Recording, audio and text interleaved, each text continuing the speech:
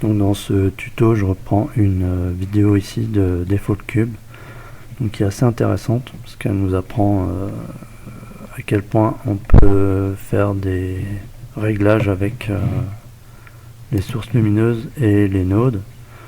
Donc je vais refaire le setup, bouton droit, horizontal split, Shift A, Mesh, Plane, S, Scale, clic gauche, et voilà. Et là, si je me mets en Cycles, ok. Donc là j'ai l'éclairement normal de ma source ponctuelle. Et donc je vais refaire ce tuto ici, Asket for Laser. Donc je me suis mis à l'endroit où il y a le setup, donc je vais refaire exactement ça. Donc ça consiste à modifier l'intensité de la lumière en fonction de l'angle des rayons, donc la position des rayons. Donc je reprends, tac, use node, ou ici use node, c'est pareil. Alors j'ai ma source lumineuse ici, je vais récupérer l'information. Donc c'est une route texture coordinate normale. Donc là la lumière n'est pas positionnée verticalement, donc je vais juste la réorienter. Je vais faire Alt R pour annuler la rotation, donc je la remets à 0. Et là je vois que sur l'axe des X, donc qui tombe dans le vert, enfin l'axe des Y qui tombe dans le... Alors il faut savoir que la normale c'est 3 angles en X, Y, Z qui tombent dans ici le RVB. Donc R, V et B. Si je fais rotation, on voit le Z en bleu, donc X, Y et Z. Donc le négatif n'est pas représenté, c'est noir. Le positif,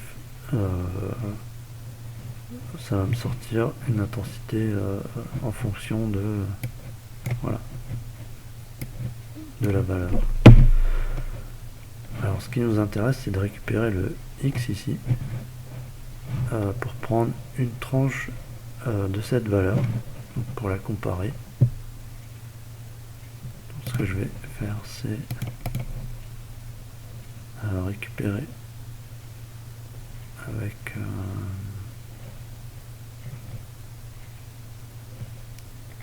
un convertisseur. Je vais récupérer la valeur des X, donc voilà, ça c'est les angles en X qui continuent jusqu'à l'autre côté. Ensuite je vais comparer, je vais en fait dire si mon X est entre moins 0,02 et plus 0,02 par exemple, j'ai une valeur de 1, sinon j'ai une valeur de 0. Pour ça il y a dans le converteur, il y a mat, un truc que je connaissais pas, c'est la fonction compare avec le epsilon ici. Et là on se met à 0, sinon on a un effet conique. Donc si on met 0,8 par exemple, on fait la rotation R, on a un disque. Donc pour visualiser ça, on fait Add, Shift A, Mesh, Cube, S, Tab, G, Z1, Entrée, Tab. Donc là j'ai positionné le contenu du mesh au-dessus de son origine. Donc quand je fais S, il grandit au-dessus de la surface, au-dessus du plan ici. Voilà, donc je vais faire un volume transparent qui me permettra de visualiser le laser. Donc je lui donne une texture avec New. Je supprime Principled et je rajoute un shader de type volume, donc il n'y en a que deux ici. c'est volume scatter parce que l'absorption ça noircit juste l'image. Je mets volume dans volume, je mets .02 ici, c'est pas mal. Non, .1. Bon là on voit rien, on fait tab, et c'est un petit bug. Là c'est résolu. On voit la distribution de la lumière en fonction de l'angle. Je vais repositionner la source lumineuse. Donc je clique dessus, j'ai bien mon shader pour la lumière. Je fais Alt R. Donc j'ai les X ici. Donc l'angle des X augmente jusqu'à là et rediminue vers l'autre côté. Si je fais value, voilà, je prends cette tranche 0. Donc là on est bien sur les X. Je vais juste changer la config maintenant qu'il y a du matériel pour faire le rendu. Ça va un petit peu mieux. Ok, là j'ai un effet d'artefact parce que la surface basse du volume touche exactement la surface du plan. Donc je fais GZ.01. Voilà, il n'y a plus de problème. Là aussi j'ai des effets dus à l'épaisseur.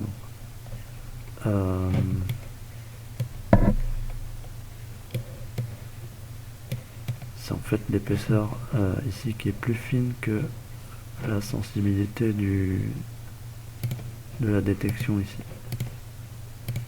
Ici il faut réduire. Bon, ça change pas énormément. Normalement ça réduit l'espacement entre deux échantillons dans le volume. Ça permet d'avoir une résolution assez fine pour voir le résultat. Bon, je me suis un peu perdu dans les détails. Alors, je reprends la config du laser. Je fais Shift D. En fait, je vais diviser ce vecteur par Z.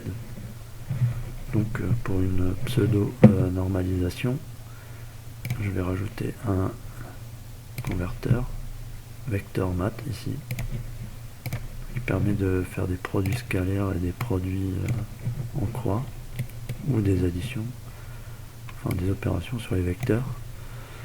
Et je vais récupérer mon Z. Qu'est-ce qui se passe là? Ah oui, ça c'est A. Je vais divide. Donc ce qui se passe ici, si je fais bouton milieu, je me déplace, Alt pour bloquer sur une vue, ou alors je clique ici. Donc là je vois que j'ai créé un trapèze. Un trapèze de lumière, mais qui est néanmoins relativement linéaire ici, puis une déformation due à la distance. Mais j'ai quand même trouvé qu'il y avait un petit souci au niveau de qu'on pouvait améliorer ça en utilisant la distance. Donc là si je fais Shift, je vais splitter, donc bouton milieu, non, bouton droit, vertical split, hop. Là je vais juste mettre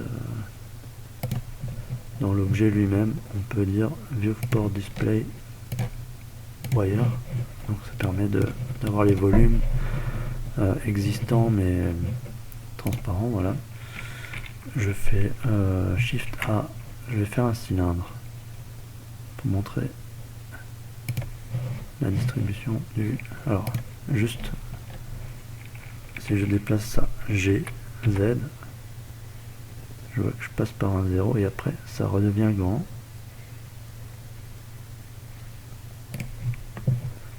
Moi ce que j'aimerais c'est avoir un faisceau rectangulaire en fait. Donc une autre manière de voir c'est, je prends le cylindre ici, voilà, scale RY 90. Là je passe en mode édition, tab. Donc je prends les surfaces, shift, bouton gauche, supre, faces, hop, je vais enlever un petit peu du dessus, tac tac, contrôle plus, supre, faces, voilà, là, bouton droit, shade smooth, voilà. Donc ici je vois le comportement latéral du faisceau et en fonction de l'angle et pas de la distance, parce que si je positionne bien le cylindre, j'ai centre de ma source lumineuse, je vois qu'il y a un passage par 0 ici, donc au passage par 0, donc j'ai donc bien une réduction du faisceau et ça repart dans le sens, alors ici positif, négatif, peu importe, c'est en absolu. Moi ce que j'aimerais c'est un disque parfaitement plat, donc je vais utiliser, je suis tenté d'utiliser la distance, et donc dans Light Path on a une fonction Ray Length. Par contre, je vais déconnecter celui-là, je vais les laisser de côté. Ah, donc là on a X,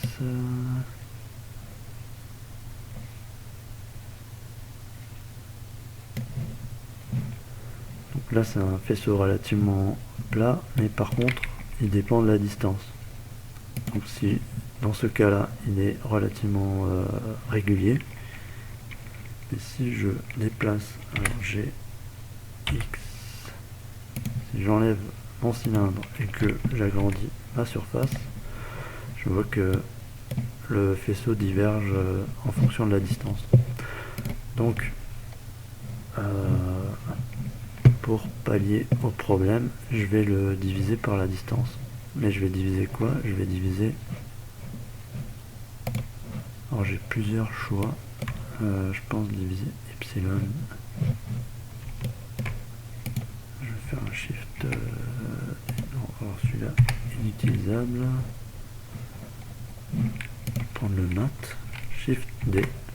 Je vais choisir division.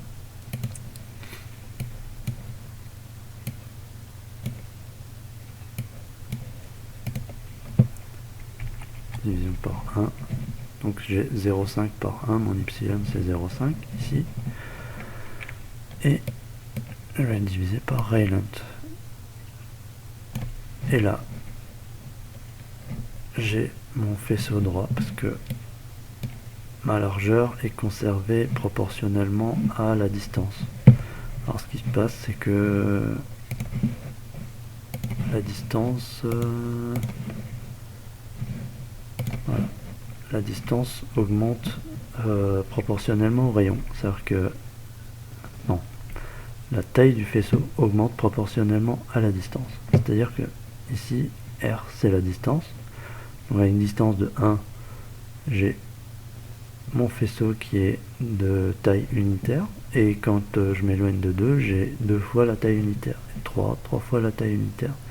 Ça c'est la largeur du faisceau. C'est pour ça que je fais cette division là. Et ça c'est mon epsilon. Mon epsilon unitaire à une distance de 1, il fait 1. Enfin 1,9. Voilà. Là je vérifie et mon faisceau est parfaitement plat. Enfin rectangulaire plutôt. Voilà. Ensuite, là je rentre dans couleur, c'est pas bien. Tac. On peut changer la couleur. Et value c'est la value de comparaison. Donc ici on est soit à 0, soit à 1, soit un peu entre les deux à cause de la surface de la source lumineuse. Tout ça c'est déjà expliqué dans cette partie là, expliqué dans le tuto de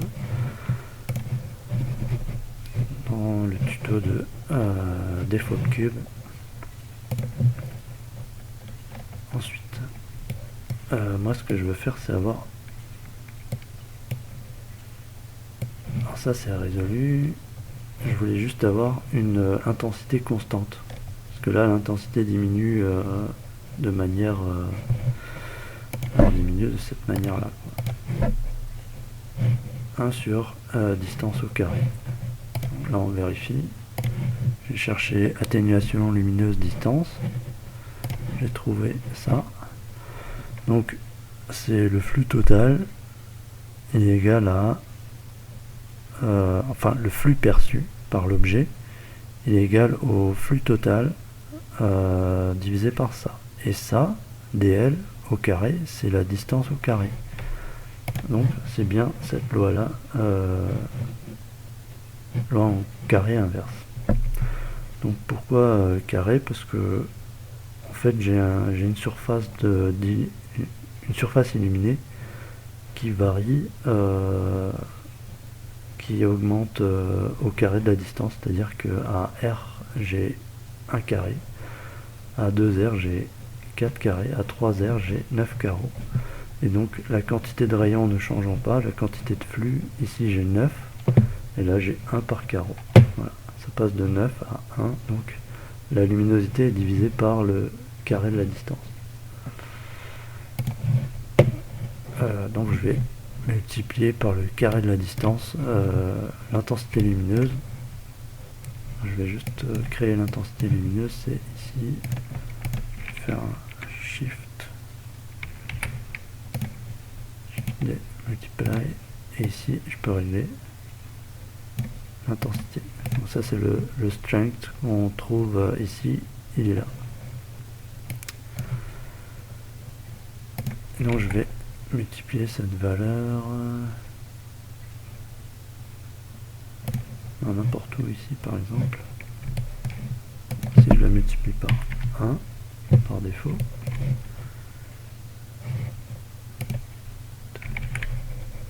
là je vais faire le carré de la distance, donc c'est ray length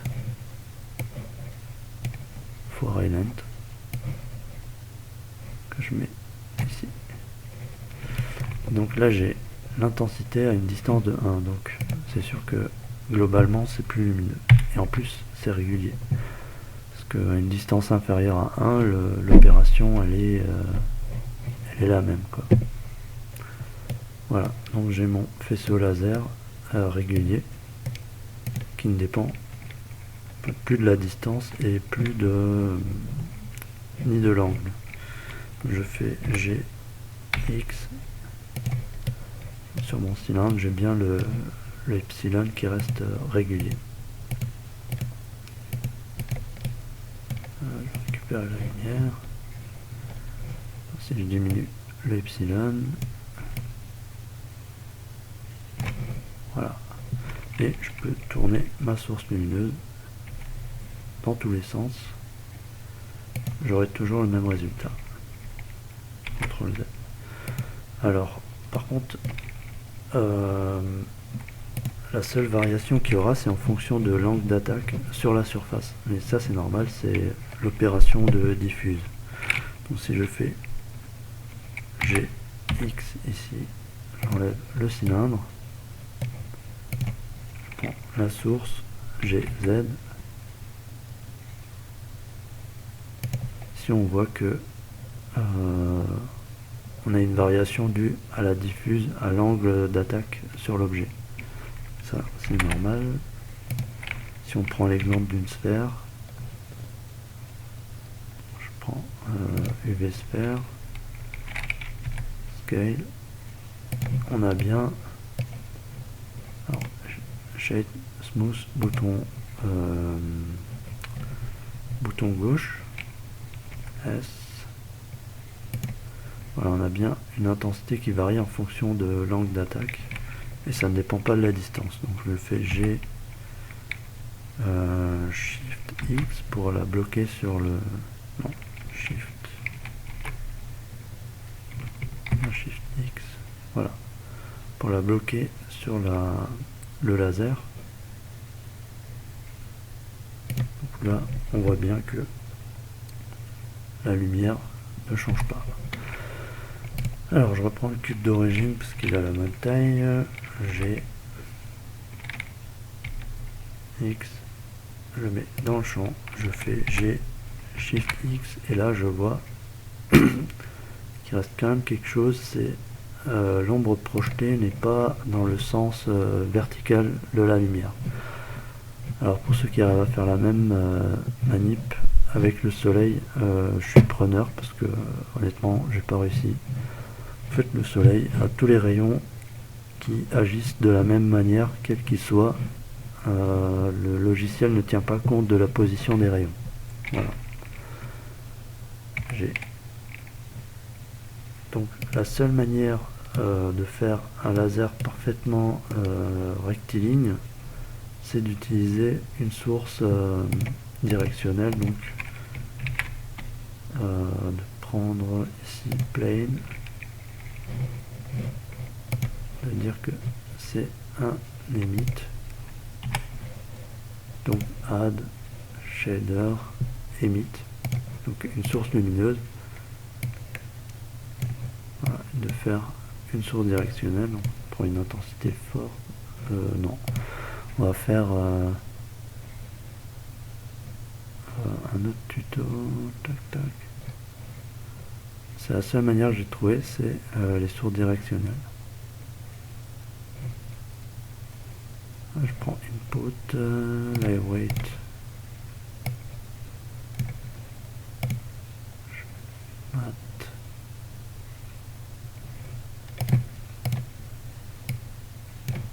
Sub.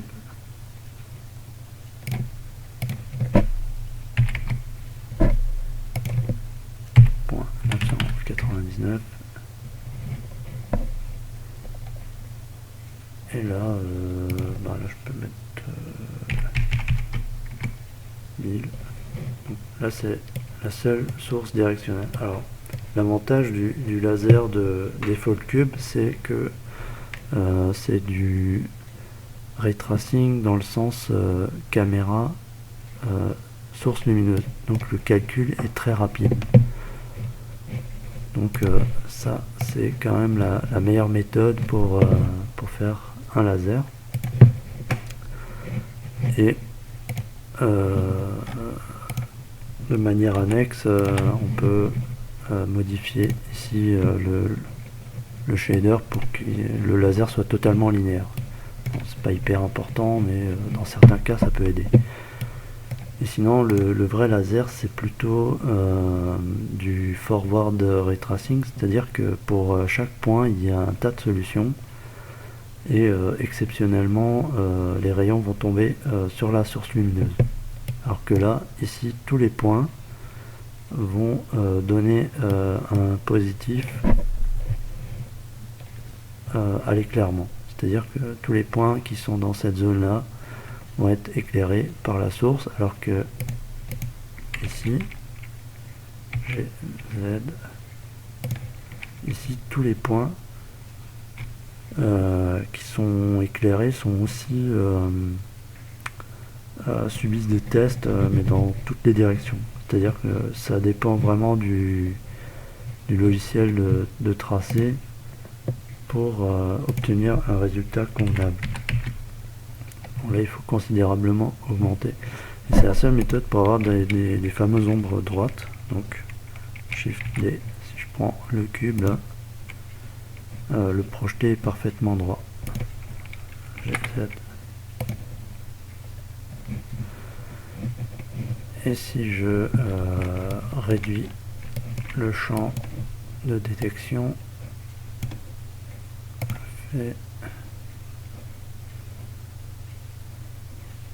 je diminue la luminosité,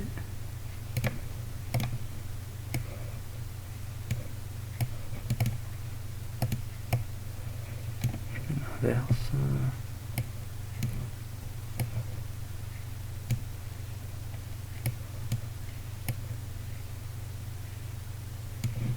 Voilà, donc là je suis rentré dans Color. Ça fonctionne aussi, hein. Pas de souci pour changer la couleur.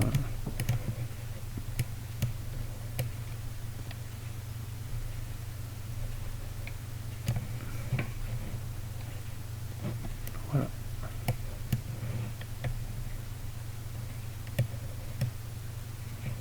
là on voit que le calcul est beaucoup plus lourd. Même avec les dernières fonctionnalités, on a un peu du mal à extraire la lumière.